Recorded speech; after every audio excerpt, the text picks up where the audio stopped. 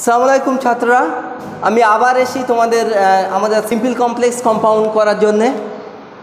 Simple complex কম্পাউন্ডের already আমাদের 3টে class হয়ে গেছে। আমি আরেকটু মনে করার চেষ্টা করি। প্রথমে আমি আইডেন্টিফিকেশান করেছিলাম, দ্বিতীয় ক্লাসে আমি সিম্পল করার রুলস করেছিলাম, তৃতীয় ক্লাসে আমি কমপ্লেক্স করার রুলস করেছিলাম। আজকে আমি কম্পাউন্ড করার রুলস তোমাদের শেখাবো। কম্পাউন্ড করার রুলস আমরা প্রায় এই ক্লাসটা শেষের পথে, আজকে শেষ এই সিম্পল কমপ্লেক্স কম্পাউন্ড নিয়ে। দেখো, এই যে আজকে আমরা করব কম্পাউন্ড সেন্টেন্স। প্রথমে আমরা একটু বলে নিই যে what is compound sentence. Compound sentence কি? আমরা তো আইডেন্টিফিকেশানের সময় বলেছিলাম, ভালো করে ওই ভিডিওটা যদি দেখো তাহলে বুঝতে পারবে। কম্পাউন্ড সেন্টেন্স একটু বলে নিই। Compound sentence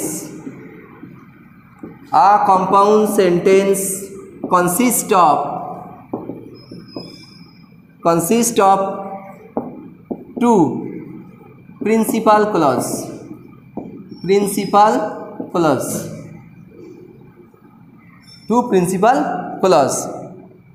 and both are related, both are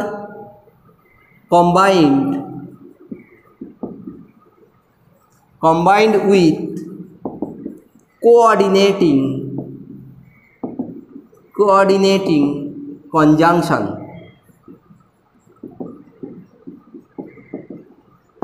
যখন দুটো সরল বাক্য বা যখন দুটো প্রিন্সিপাল ক্লজ কি হয়, কোঅর্ডিনেটিং কনজাংশন দ্বারা যুক্ত থাকে, তখন আমরা সেটাকে কম্পাউন্ড সেন্টেন্স বলবো। কেউ কারোর উপর নির্ভরশীল নয়, কিন্তু কোঅর্ডিনেটিং কনজাংশন দ্বারা যুক্ত থাকবে, তখন সেই বাক্যকে আমরা কি বলবো? Compound sentence. যেমন he is honest but he is poor.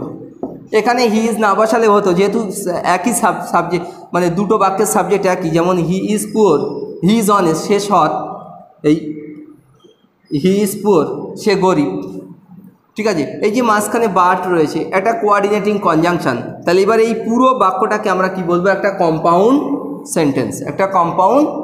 তাহলে আমরা কম্পাউন্ড সেন্টেন্স চিনব কীভাবে? বাট, অ্যান্ড, যে কোঅর্ডিনেটিং কনজাংশনগুলো রয়েছে, সেই কোঅর্ডিনেটিং কনজাংশনগুলো থাকলে সেই বাক্যটা হবে কম্পাউন্ড সেন্টেন্স। এটা আমি সংক্ষেপে বললাম, মুছে দিলাম, খাতায় টুকে নেবে। এবারে আজকে আমরা শিখবো যে এই কম্পাউন্ড সেন্টেন্স কীভাবে তৈরি হয়, কম্পাউন্ড সেন্টেন্স কীভাবে আমরা তৈরি করি। তাহলে একটা জিনিস আমি খেয়াল করছি, দেখো, কম্পাউন্ড সেন্টেন্সের মধ্যে শুধু কোঅর্ডিনেটিং কনজাংশনের ফাংশন, এই কোঅর্ডিনেটিং কনজাংশন দ্বারা যুক্ত করতে পারলেই তাহলে আমার কম্পাউন্ড সেন্টেন্স মানে সব সময় মনে করে রাখতে হবে। সিম্পল সেন্টেন্সে যেমন একটা সরল বাক্য, একটা প্রিন্সিপাল ক্লজ হয়েছিল আর একটা সাবঅর্ডিনেট ক্লজ হয়েছিল, ঠিক তেমনই কম্পাউন্ড সেন্টেন্স করতে গেলে আমার কি হবে? দুটোই প্রিন্সিপাল ক্লজ হবে, আর মাঝখানে কোঅর্ডিনেটিং কনজাংশনগুলো যুক্ত থাকবে। আবার এই কোঅর্ডিনেটিং কনজাংশন যেগুলো অ্যান্ড, বাট, অর যেগুলোর কথা বলছি, এগুলোর আবার বিভিন্ন রকম ভাগ রয়েছে। এই ভাগগুলো দিয়ে কম্পাউন্ড করে তোমাদের দেখাবো। কথা নিশ্চয়ই বুঝতে পারছো। আমরা প্রথমে কম্পাউন্ড করব কিউমুলেটিভ কনজাংশন দিয়ে, বাই ইউজিং কিউমুলেটিভ কনজাংশন। তোমাদের মনে হতে পারে এই যে আবার কনজাংশনের নাম, এক একটা কনজাংশনের আবার বিভিন্ন রকম ভাগ রয়েছে। তার মধ্যে একটা ভাগ হচ্ছে কিউমুলেটিভ কনজাংশন। এই কিউমুলেটিভ কনজাংশন মানে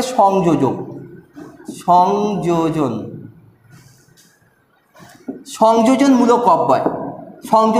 সংযোজন যে কনজাংশনগুলো দিয়ে সংযুক্ত করা হয়, সংযোজন, একই রকম জিনিস সংযোজন করা হয়, তাকে আমরা কিউমুলেটিভ কনজাংশন বলি। এই কনজাংশনগুলো আসলে কী? আমরা বলবো যে অ্যান্ড, এই কনজাংশনের মধ্যে অ্যান্ড পড়ে, as well as, not only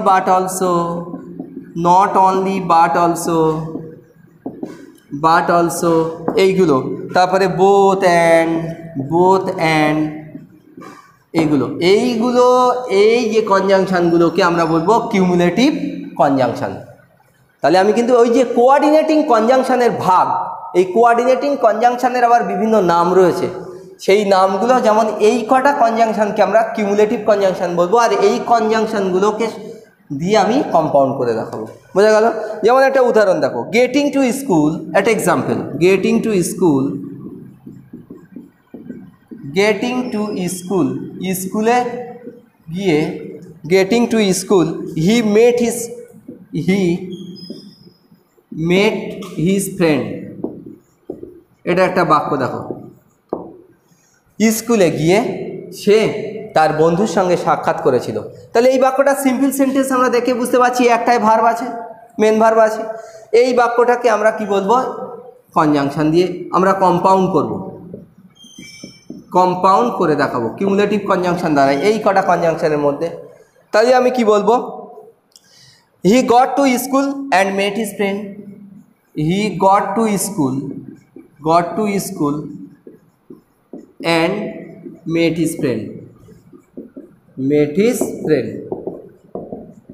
দেখো কম্পাউন্ড সেন্টেন্স মানে কি, কম্পাউন্ড সেন্টেন্স মানে বৈশিষ্ট্যটা মাথায় রাখতে হবে, সবসময় দুটো স্বাধীন বাক্যাংশ হবে, সবসময় দুটো প্রিন্সিপাল ক্লজ হবে।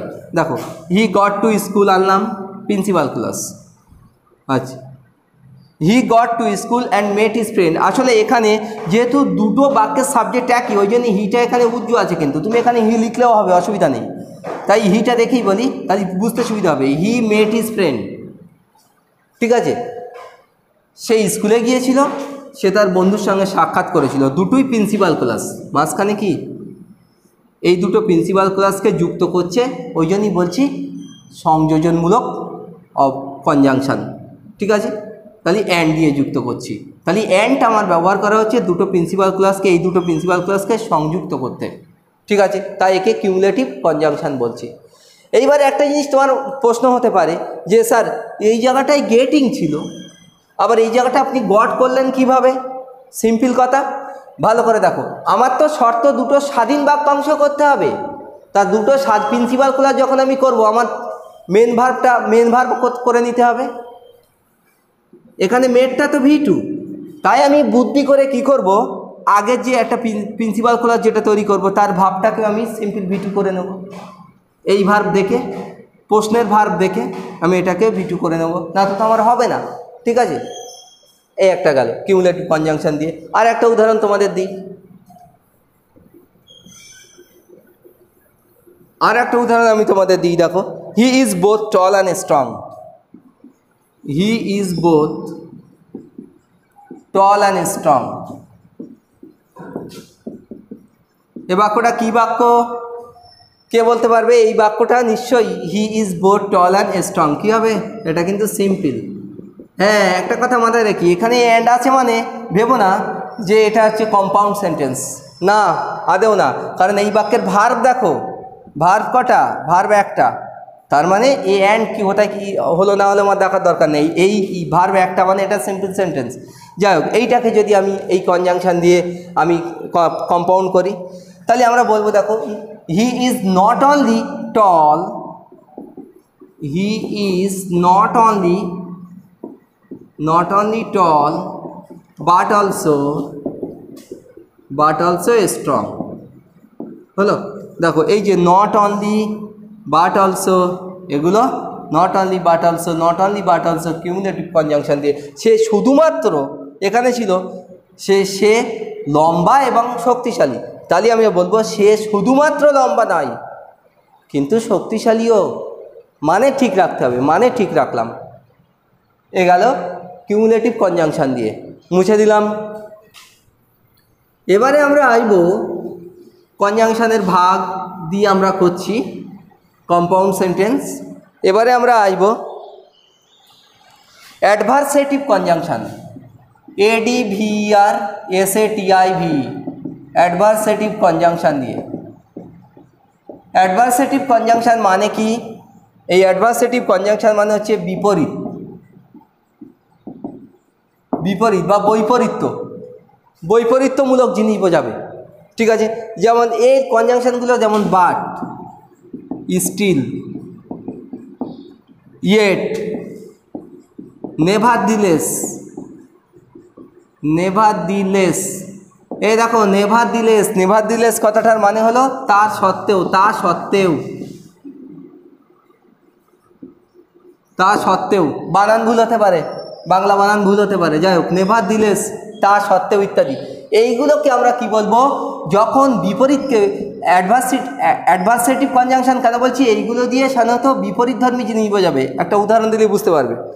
যদি বলা হয় in spite of her well, দেখো একটা উদাহরণ example, in spite of her wealth, LTH wealth, she is unhappy, she is unhappy।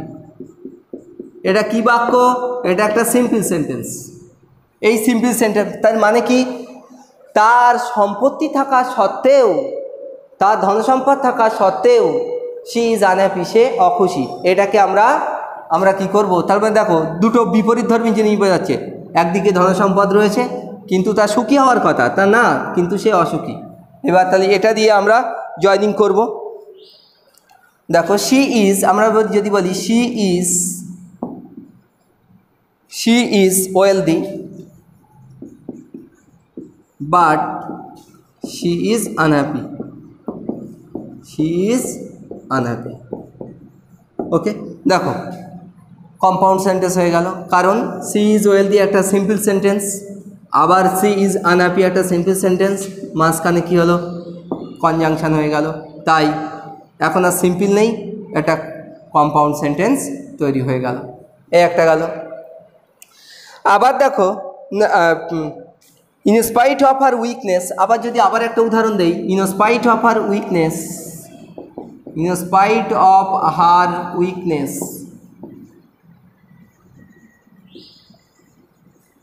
weakness she works hard,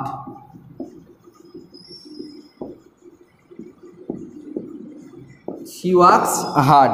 এটা যদি আমি বলি তাহলে আমরা বলবো she is weak, she is weak but she, but বা এখানে তুমি নেভারদিলেস ব্যবহার করতে পারো, নেভারদিলেস তার সত্ত্বেও, নেভারদিলেস বলি বরং ভালো হবে, nevertheless she works hard, she works hard. কী দাঁড়ালো বাক্যটার মানে? আমার প্রশ্ন ছিল যে তার অসুবিধার সত্ত্বেও, তার দুর্বলতার সত্ত্বেও সে কঠোর পরিশ্রম করে। আমি বললাম কি, সে দুর্বল, সে দুর্বল, তা সত্ত্বেও সে কঠোর পরিশ্রম করে। তাহলে এই বাট, স্টিল, ইয়েট, নেভারদিলেস এগুলোকে বলা হয় অ্যাডভার্সেটিভ কনজাংশন, মানে বিপরীতধর্মী জিনিস বোঝাবে। তুমি দেখবে ভালো করে খেয়াল করে। তাহলে এটা গেল বাই ইউজিং অ্যাডভার্সেটিভ কনজাংশন দিয়ে। পরের টার্ন, পরে দেখো বাই ইউজিং অল্টারনেটিভ কনজাংশন। এই মনে রাখা খুব মুশকিল, ভালো করে দেখবে। By using alternative conjunction,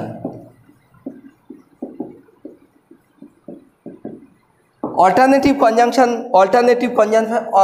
conjunction মানে কি, বিকল্প, বিকল্প জিনিস বোঝাবে। দেখবে এই আগে জেনে নেই এই কনজাংশনগুলোর মধ্যে কি কি পড়ে। Either or, either or, neither নর, নাইদার নর, আইদার অর নাইদার নর, otherwise,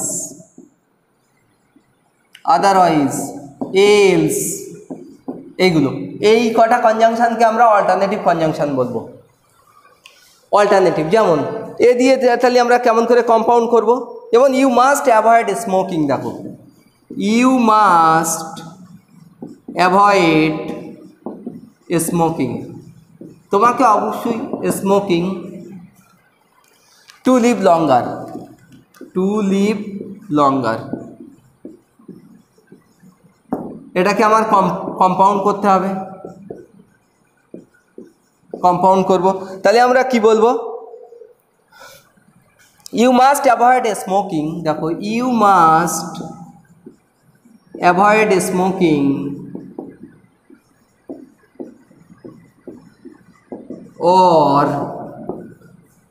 or you will not live longer.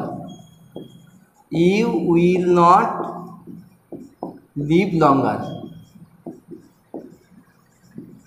দেখো অল্টারনেটিভ জিনিস বোঝাচ্ছে, তোমাকে অবশ্যই স্মোকিং অ্যাভয়েড করতে হবে, অন্যথায় অথবা হচ্ছে তুমি বেশি দিন বাঁচতে পারবে না।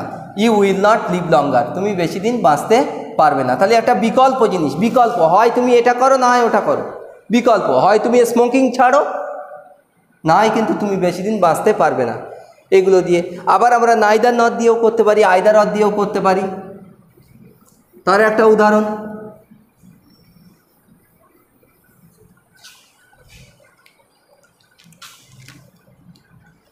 যেমন do not be a borrower, যেমন দেখো do not be a borrower,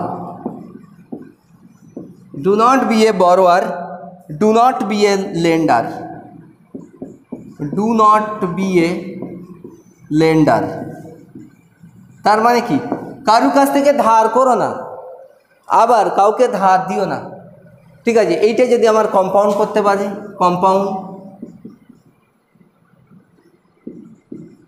তাহলে আমার কি নাইদার নট চলে আসবে। দেখো হ্যাঁ বাচক অ্যাফার্মেটিভের বেলায় আইদার অর, আর না বাচক যখন তুমি বোঝাবে তখন নাইদার নট, এটা মাথায় রাখবে। তাহলে আমরা কি বলবো, নাইদার এ বরোয়ার, দেখো neither A borrower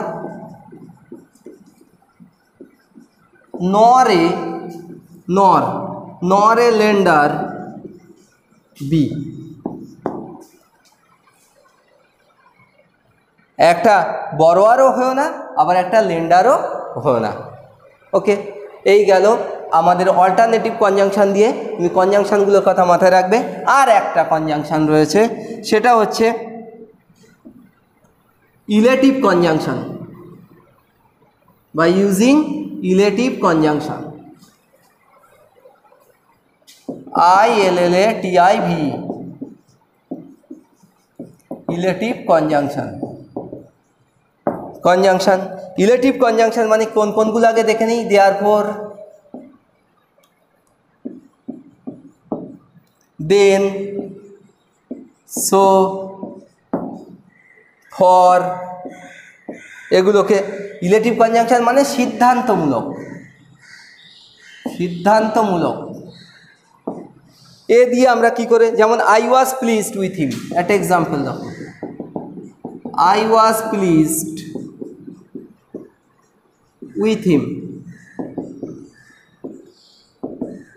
with him for his honesty, for his honesty।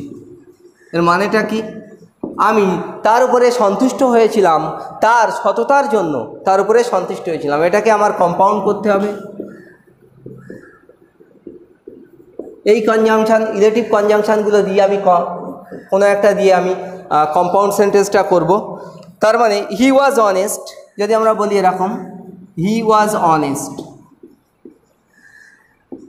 So I was pleased with him, I was pleased with হিম।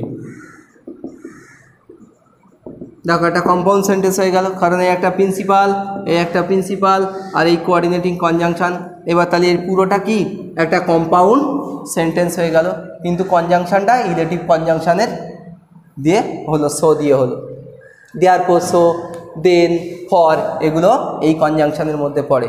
এই ছিল আমাদের কম্পাউন্ড করার নিয়ম। ছাত্ররা একটা কথা নিশ্চয়ই তোমরা খেয়াল করেছো, এই কম্পাউন্ড করার নিয়মের মধ্যে আমরা কনজাংশনের যে বিভিন্ন ভাগগুলো রয়েছে, চারটে ভাগ রয়েছে, সেই চারটে ভাগই তোমরা বুঝতে পারো কোন কোন ধরনের কনজাংশনগুলোকে কি বলে, সেটাও কিন্তু তোমরা এর সঙ্গে সঙ্গে বুঝতে পারছো। আর একটা জিনিস তোমাদের বারবার শেষবারের মতো বলবো, যে সিম্পল কমপ্লেক্স কম্পাউন্ড তুমি যদি if you want to learn carefully, তাহলে তোমাকে you must learn the clause. ক্লজটা তোমাদের শিখতে হবে। Clause very important. এখানে দুটো জিনিস গুলিয়ে ফেললে চলবে না, কিন্তু একটা অপরকে মানে ক্লজ ছাড়া জয়েনিং করা যাবে না। আমরা কমপ্লেক্স করার সময় দেখেছিলাম নাউন ক্লজ দিয়ে কমপ্লেক্স হয়, তারপরে হচ্ছে তোমার অ্যাডজেক্টিভ ক্লজ দিয়ে কমপ্লেক্স হয়, অ্যাডভার্বিয়াল ক্লজ দিয়ে কমপ্লেক্স হয়। এবার আমি তো বলছি এই ক্লজ দিয়ে কমপ্লেক্স হয়, এবার ক্লজটা যদি তুমি না জানো তাহলে আগের ভিডিওগুলো দেখো। ক্লজকে ক্লজ দিয়ে noun clause, adjective clause, adverb clause কাকে বলে, কিভাবে বলে, কোথায় তাদের লিঙ্কারগুলো কী কী, কীভাবে বসে, কোন কোন জায়গায় বসে, কী রূপে বসে, সেগুলো আমি সুন্দর আলোচনা করেছিলাম। সেইগুলো দেখে তারপরে সিম্পল কমপ্লেক্স কম্পাউন্ডে এসো, তাহলে তোমাদের বুঝতে সুবিধা হবে। আর কম্পাউন্ড করার সময় একটা জিনিস আমরা বুঝলাম যে কম্পাউন্ডের মধ্যে যে কনজাংশন আবার কত রকমের ভাগ রয়েছে, কোন কনজাংশনকে কি বলে, ইত্যাদি ইত্যাদি। সর্বোপরি সিম্পল কমপ্লেক্স কম্পাউন্ডের ক্লাস এখানে শেষ। আমি হোয়াটসঅ্যাপ গ্রুপে তোমাদের সিম্পল কমপ্লেক্স কম্পাউন্ড করতে দেবো, তোমরা করে আমাকে দেখাবে। ইনশাল্লাহ ভালো থেকো, সুস্থ থেকো।